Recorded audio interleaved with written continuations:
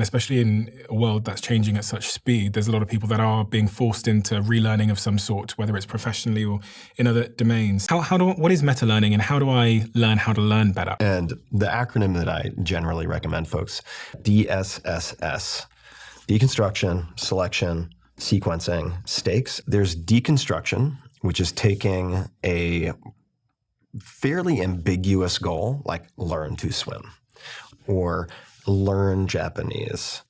None of those are actually very descriptive. You can do that very effectively with the help of an expert. You can try to do it yourself. But for instance, if you want to find a silver medalist from the Olympics 2 Olympics ago, you can probably get on a Zoom call with them for $100 an hour, maybe $50 an hour. Like, you do have access to world-class talent.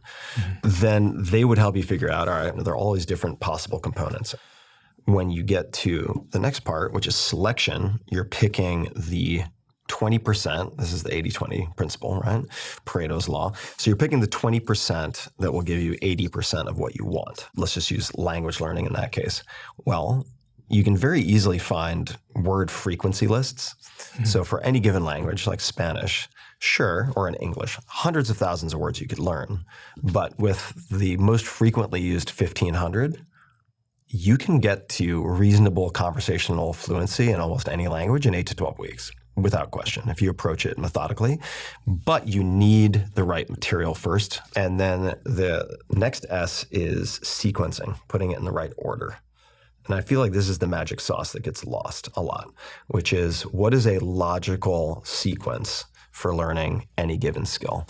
What do you practice first? So in the case of swimming, for instance, forget about breathing. Like, you need to figure out like fuselage right, fuselage left, and gliding, kicking off a wall in the shallow end of a pool before you ever think about breathing, and getting comfortable putting your head underwater, et cetera, et cetera. So there's the deconstruction, selection, sequencing, and then the last S stands for stakes, which means incentives. So how do you ensure that you will do actually what it is you say you're committing to doing? If more information were the answer, we'd all be billionaires with six-pack abs. So information is clearly not sufficient. It's necessary, but not sufficient.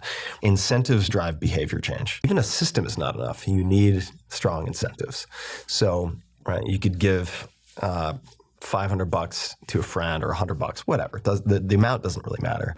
And if you don't do what you say you're going to do, they donate it to like your most hated political candidate in your name, right? That's another one that I've seen work really well. That's it.